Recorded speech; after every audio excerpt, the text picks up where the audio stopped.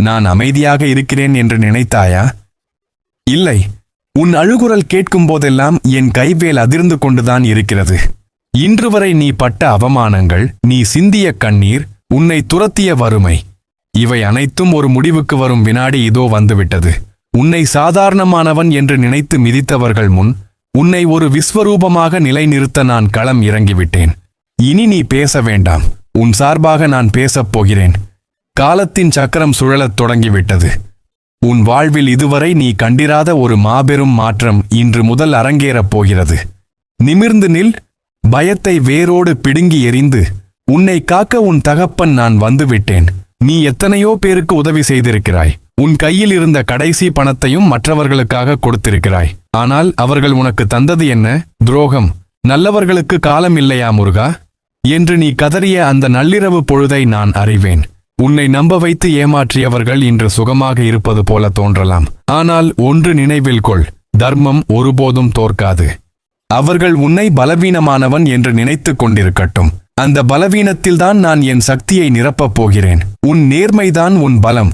உன்னை ஏமாற்றியவர்கள் உன் வளர்ச்சியை பார்த்து மிரளும் நாள் வெகு தூரத்தில் இல்லை. பழிவாங்கும் எண்ணத்தை என்னிடம் விட்டுவிடு. நான் அவர்களுக்கு தரும் தண்டனை அவர்கள் வாழ்நாள் முழுவதும் மறக்க முடியாத பாடமாக இருக்கும். பணம் இன்று உன்னை ஆட்டிப் படைக்கும் ஒரு மாயை. கடன் தொல்லைகளால் நீ தலைகுனிந்து நிற்பதை நான் காண்கிறேன். நாளை என் குடும்பத்திற்கு என்ன பதில் சொல்வேன் என்ற அச்சத்தில் நீ துடிப்பது எனக்கு தெரியும். மகனே, மகளே, கங்கையாறு கடலை அடைவது எவ்வளவு உண்மையோ அதேபோல் உன் வறுமை நீங்குவதும் உண்மை. உன் உழைப்பிற்கு தடை போட்ட சக்திகளை என் வேல் கொண்டு நான் சிதறடிப்பேன். முடங்கி கிடந்த உன் தொழிலில் புதிய வேகம் பிறக்கும். கை நழுவிப்போன வாய்ப்புகள் மீண்டும் உன்னை தேடி வரும். ஆனால் செல்வம் வரும்போது செருக்கு கொள்ளாதே. நான் உனக்கு தரும் இந்த மேன்மையை மற்றவர்களுக்கு உதவும் கருவியாக மாற்றிக்கொள். உன் கைகளில் இனி செல்வம் தங்கும். உன் இல்லத்தில் லட்சுமி கடாட்சம் பெருகும். பணத்தையும் புகழையும் விட மன நிம்மதிதான் பெரியது. உன் குடும்பத்தில் இருக்கும் குழப்பங்கள், புரிதல் இல்லாத உறவுகள், நீண்ட நாள் இடைவெளிகள், இவை அனைத்தையும் நான் சீர் செய்வேன். குறிப்பாக ஒரு மழலை சத்தத்திற்காக ஏங்கி தவிக்கும் என் பக்தர்களுக்கு சொல்கிறேன், உங்கள் கருவறை காலியாக இருக்காது. என் அருளால் ஒரு புண்ணிய ஆத்மா உங்கள் மடியில் வந்து தவழும் காலம் கனிந்துவிட்டது. மருத்துவ அறிக்கைகளைக் கண்டு சோர்ந்து போகாதீர்கள். நான் நினைத்தால் கற்களும் கனியாகும். உங்கள் கண்ணீரை துடைக்க ஒரு சிறு உயிர் உங்கள் இல்லத்திற்கு வரப்போகிறது. அந்த மழலையின் சிரிப்பில் என் முகத்தை காண்பீர்கள். இது உங்கள் தகப்பன் முருகனின் சத்திய வாக்கு. இனி நீ தனியாள் அல்ல.